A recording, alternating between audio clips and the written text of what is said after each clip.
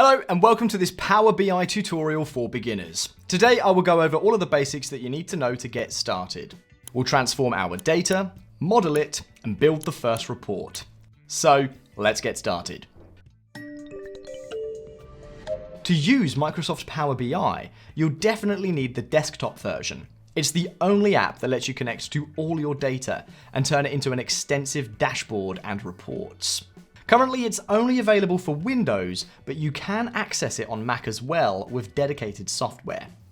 Then there's a cloud app that works in your browser and is great for interacting with reports and sharing them across organizations.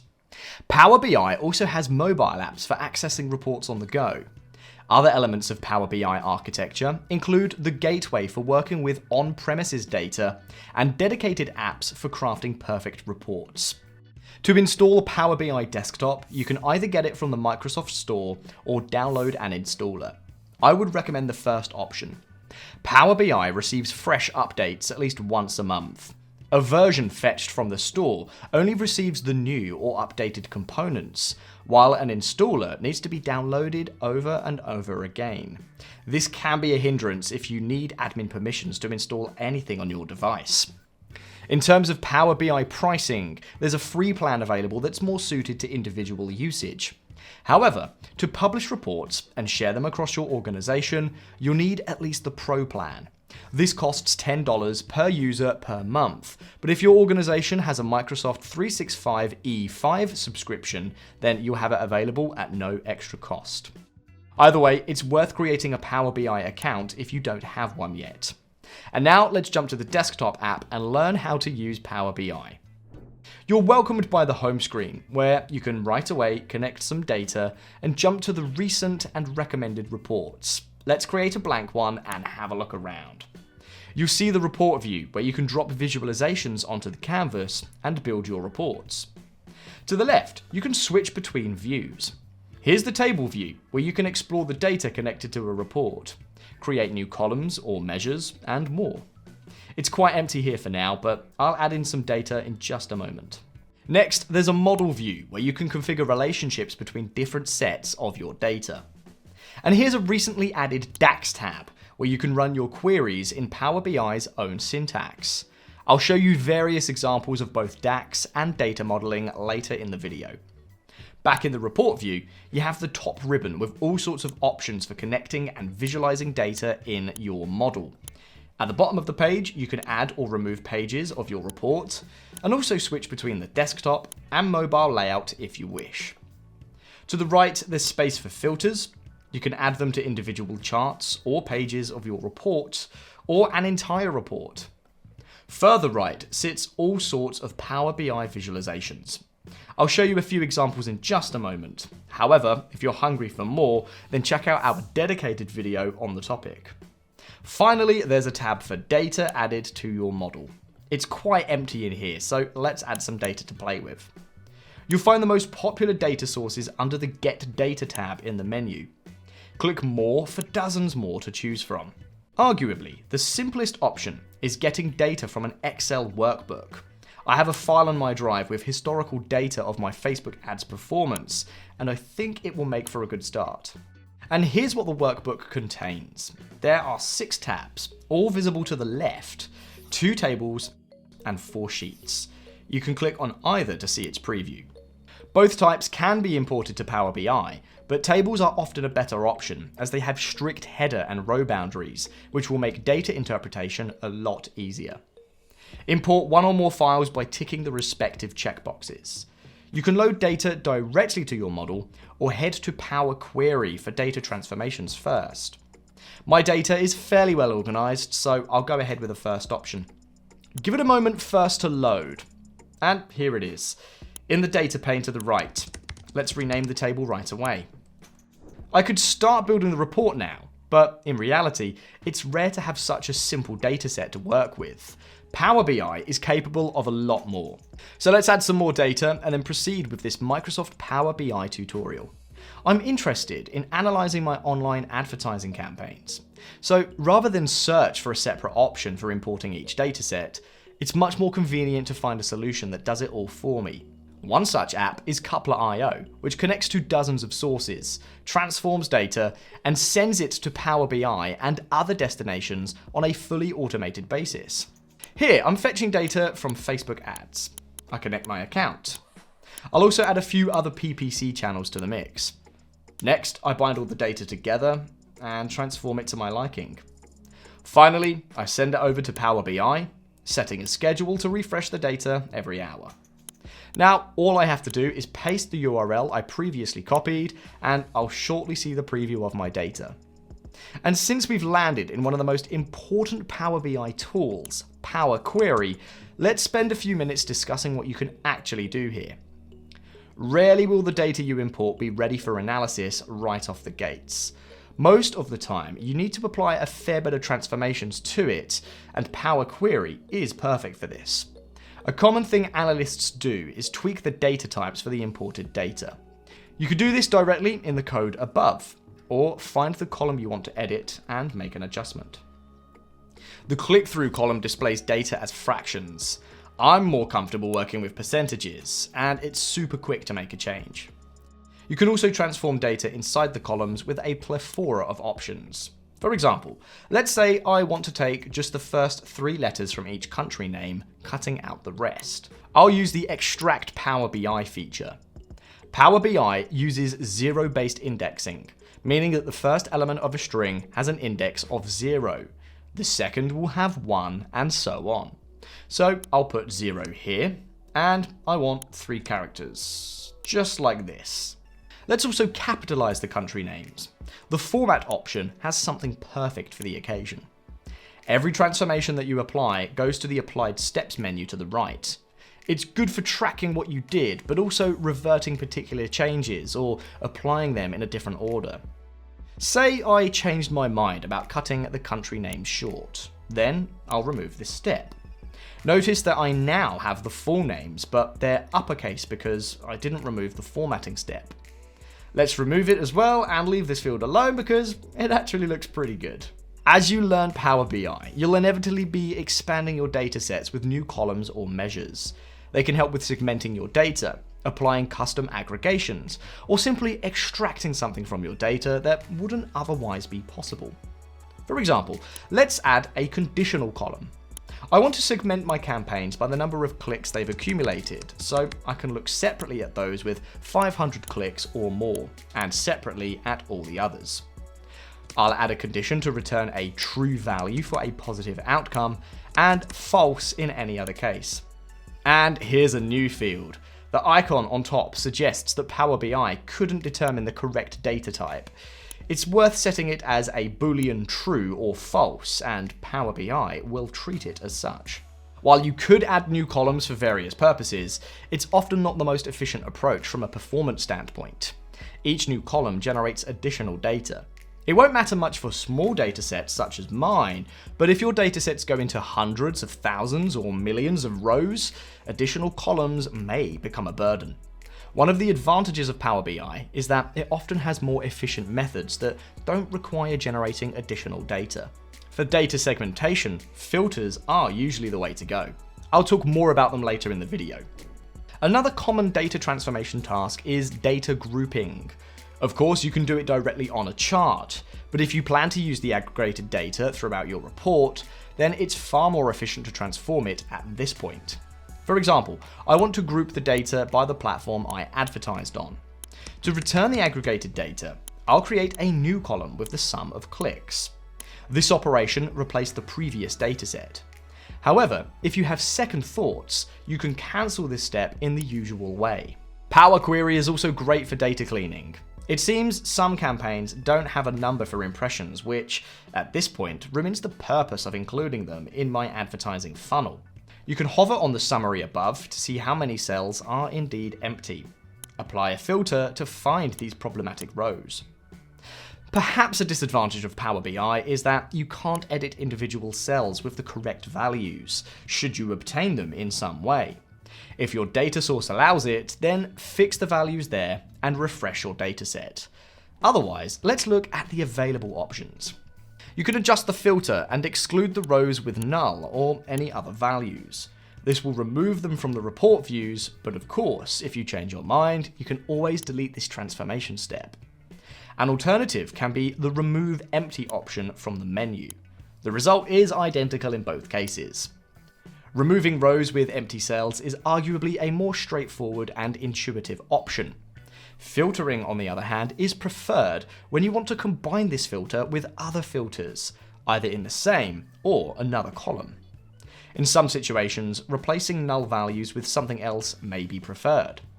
The simplest way to do this is with the Replace Values option from the menu. Say I want to replace nulls in the impressions column with 1, 2, 3. Doesn't really make sense, but you get the idea. A more sophisticated method can be with a custom column.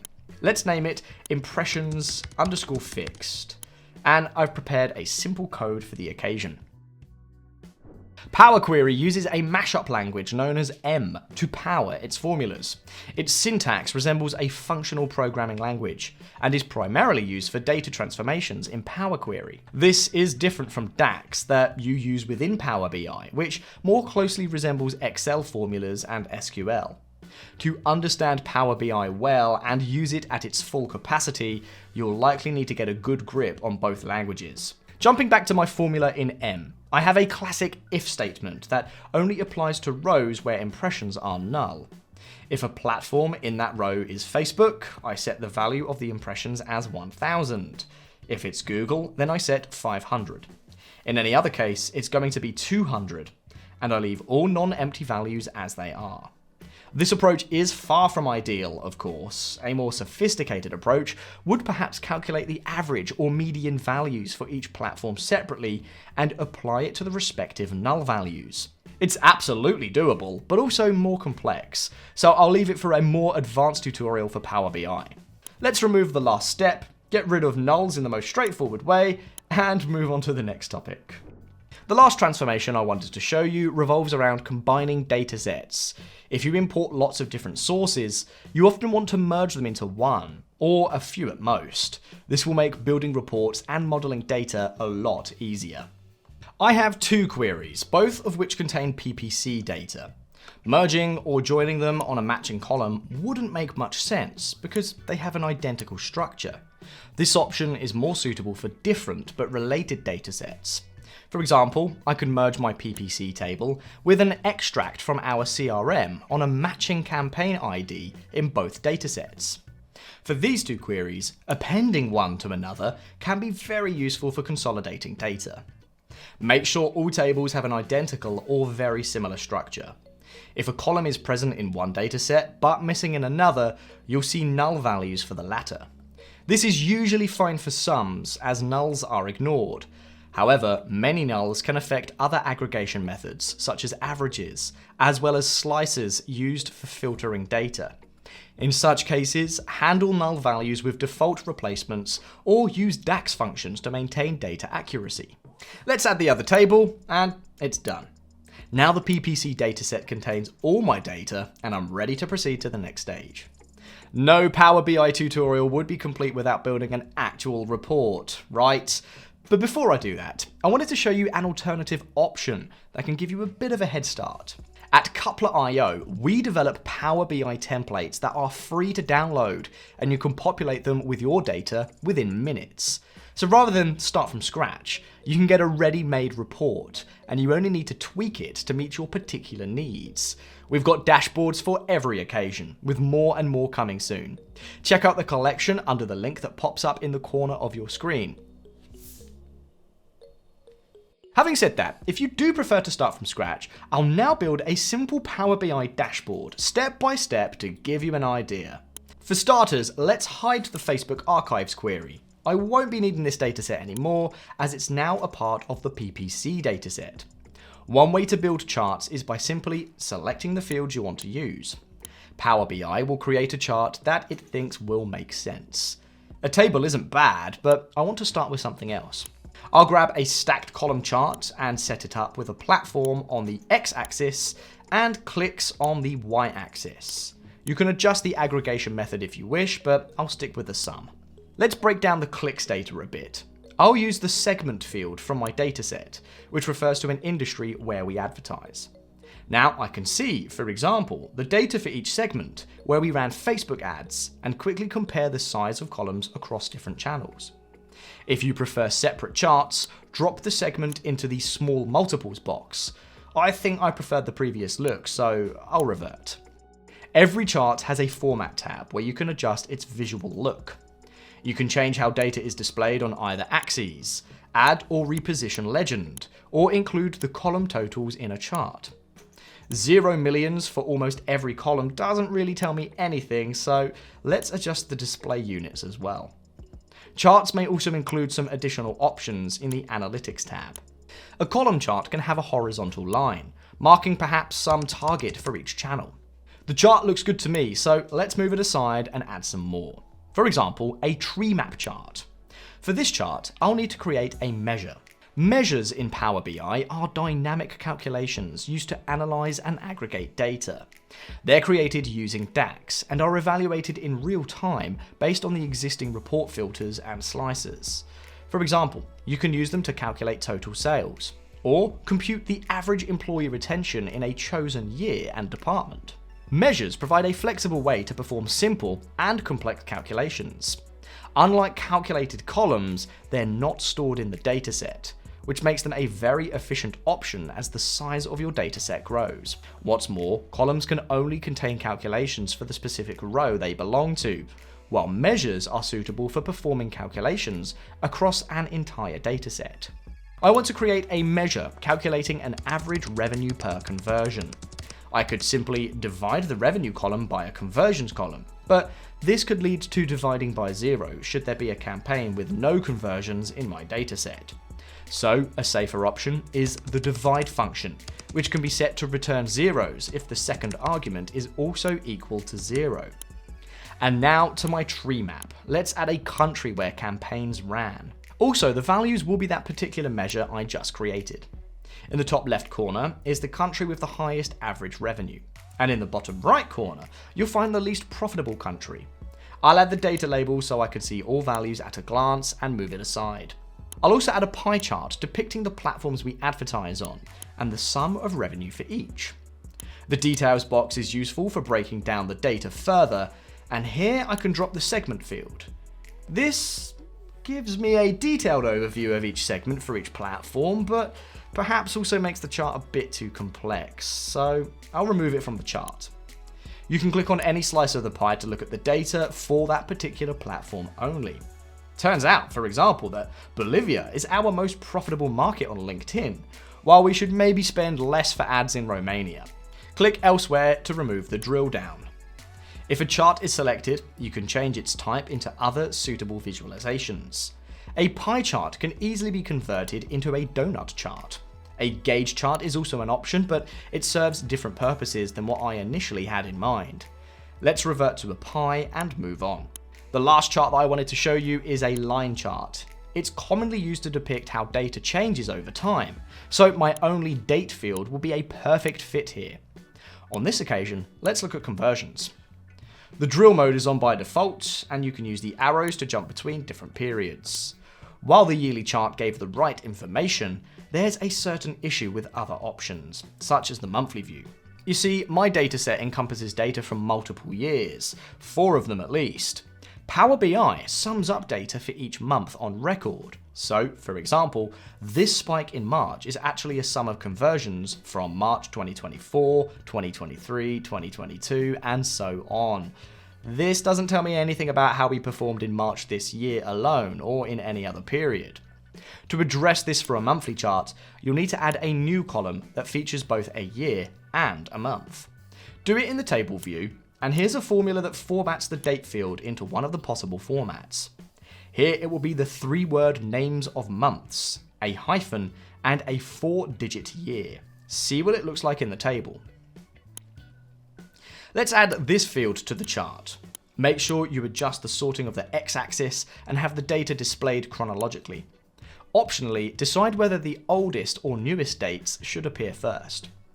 This was the simplest way to handle dates, but it's not very scalable if you're going to have more datasets with date fields, or require more custom date formats, such as years and weeks or days of the week. So a more feasible alternative is building a date table.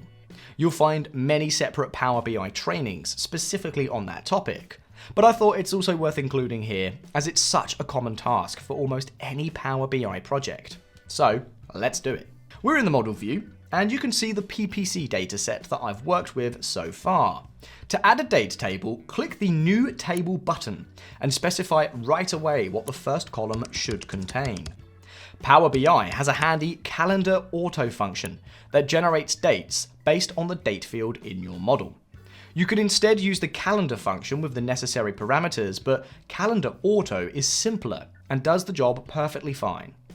This added a new column named Date to the date table. You can jump to the table view to see if it's worked as expected, and it seems that it did. So let's add more date-related fields to the new table so it's fit for every occasion. You do this with the New Column button, specifying the DAX formula for each field separately. I'll quickly add some more fields, and for your reference, here are all the formulas used in my date table. Note that you can modify them to get a different output if you wish. For example, here's another way to display a year and a month. Here's the table view for my date table. Now all you need to do is drag the date_start field from the PPC dataset onto the date field, which will form a relationship between the two. In the relationship view, you can see a preview of both tables and the highlighted columns that the relationship is based on. The cardinality refers to the number of distinct values between both tables, and there are various possibilities here. A one-to-one relationship occurs when there are unique values in both tables forming a relationship. A one-to-many relationship is when a table on the left contains unique values, while the one to the right has duplicates. A many-to-one relationship has the same features, but the duplicates are to the left here. Finally, a relationship can be many-to-many with duplicate values on both sides of a relationship. This can add quite a lot of complexity, as it's often hard to tell which values relate to which. For such occasions, analysts often build bridge tables that tell Power BI how to handle each pair of values, effectively forming more straightforward one-to-many relationships. Here the relationship is clearly many-to-one, as there are repetitive dates in the PPC table and unique values in the date table. You can also understand it by studying the link between both tables, with an asterisk representing the many part of the relationship. Now that we have a date table, I'll remove the redundant field in the PPC table and set up the line chart with the year-month column. Or better yet, let's look at weeks. Let's sort and do so in a descending order, and we're good to go. In terms of charts, I think we're good. So let's just make some adjustments and add slicers. They're used to slice data and allow users of a report to easily filter data and extract precisely what they need. A date field is a common guest to slicers. When filtering by this field, make sure you use the one from the date table, not from a particular dataset. It wouldn't matter for me now because I only have one table with data, but I'll soon be adding more data, and I want my slicers to be ready to filter it as well. You can adjust the type of slicer. For example, you can take all dates starting from the earliest and only decide on an end date for your filter. Or use a relative date slicer, fetching data, for example, for the last week. This is a very useful option for auto-updating dashboards, where you don't want to choose dates every time you open a report, but would rather settle for a default view with your most recent data. I'll also add one more slicer to filter by platforms. Rather than a list, I'd prefer tiles. Let's also add a quick option to select all platforms at once and adjust the size of the slicer. To select multiple options at once, hold the control button and select items one by one. You can also slice the connected data with filters. You can have filters specific to charts, but also those that apply to a whole page and all pages of your report. For example, let's take the pie chart and select only the first 3 platforms. In the same way, you can filter the values present on the chart.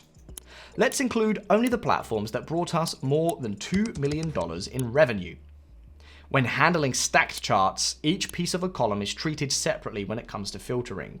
So, for example, Twitter here has over 44,000 clicks in the e-commerce sector, 12k in entertainment, and over 28k in real estate. The total for the channel is 85k, but this is irrelevant when filtering. If I were to filter clicks to only allow values of 35k and more, it would remove 2 out of 3 blocks. The platform total would now equal the value for the only remaining block. You can also apply filters to an entire page. For example, I'll add the CPC or cost per click field and only allow campaigns that have that value at $2 or more. This action immediately updated all the charts. And now let's turn to data modeling, an essential topic needed to understand Power BI and how it works under the hood. Data modeling is about building connections between different pieces of your data and ensuring the right flow of data. For now, I have 2 tables in my model, so the situation is straightforward. Let's add some more data then. Directly from this window, I can add a CSV file. I've prepared 2. First is the email marketing dataset, including the list of campaigns we've sent with their stats. Next is an excerpt from our CRM with the list of countries where we advertised and the product-related metrics for each country. Let's place it here. The PPC table has a target_country field that relates to the country field in the newly added table. Technically, you could drag one field onto another, and Power BI would create a many-to-one relationship without any issues. This would appear to work correctly, but it wouldn't properly propagate your data in charts or slicers. For example, a slicer using the target_country field would only filter PPC data on charts.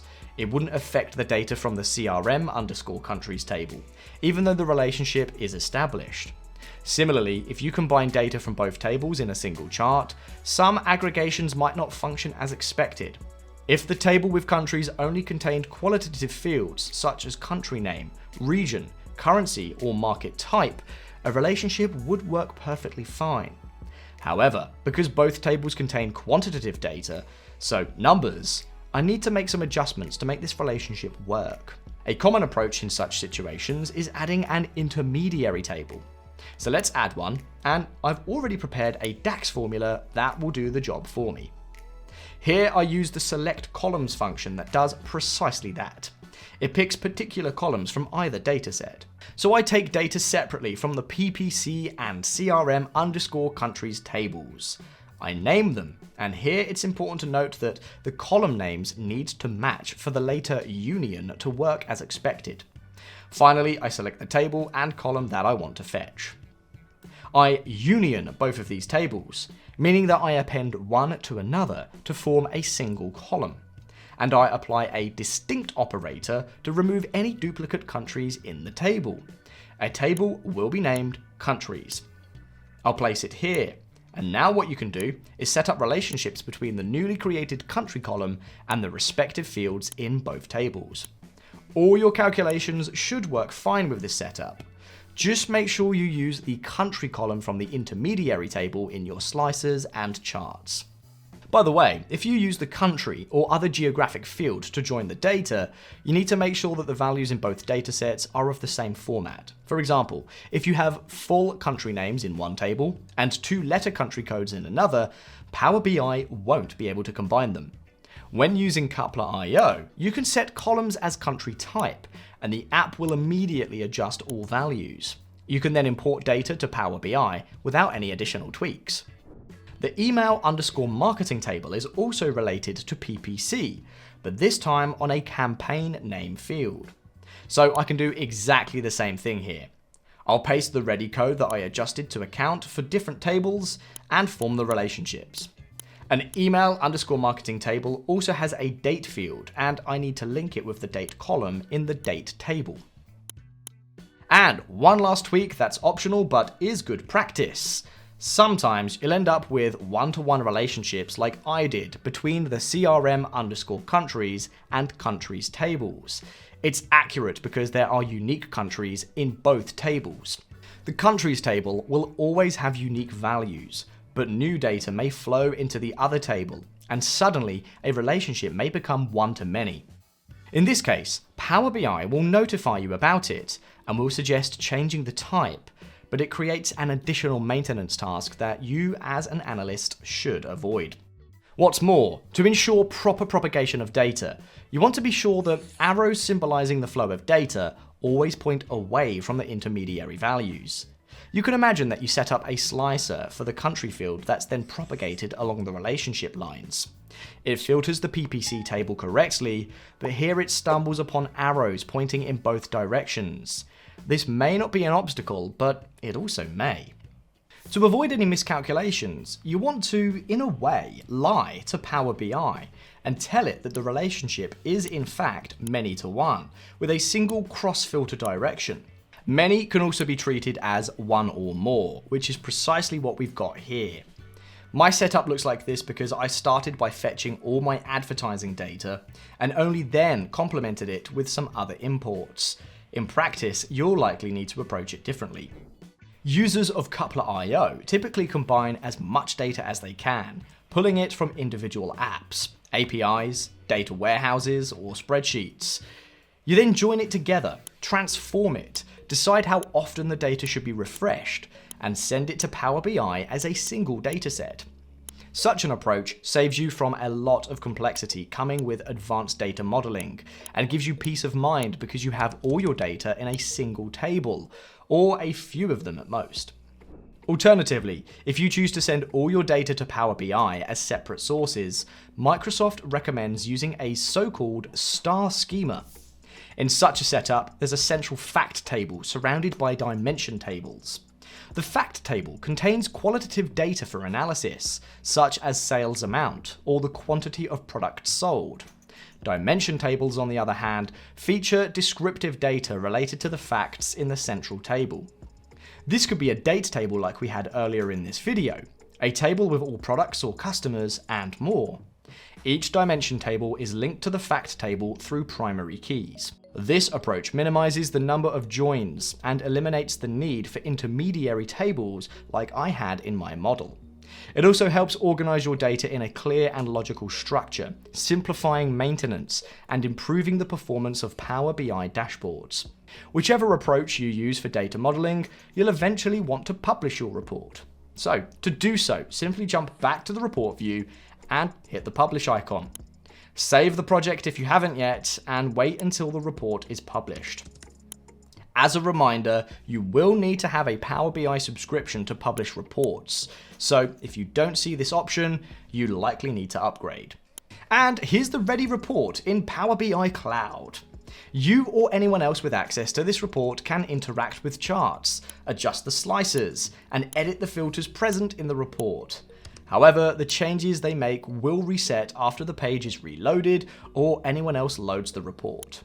To adjust the sharing options, click the Share button. By default, a report is shared with everyone in your organization, and they can view and share the report.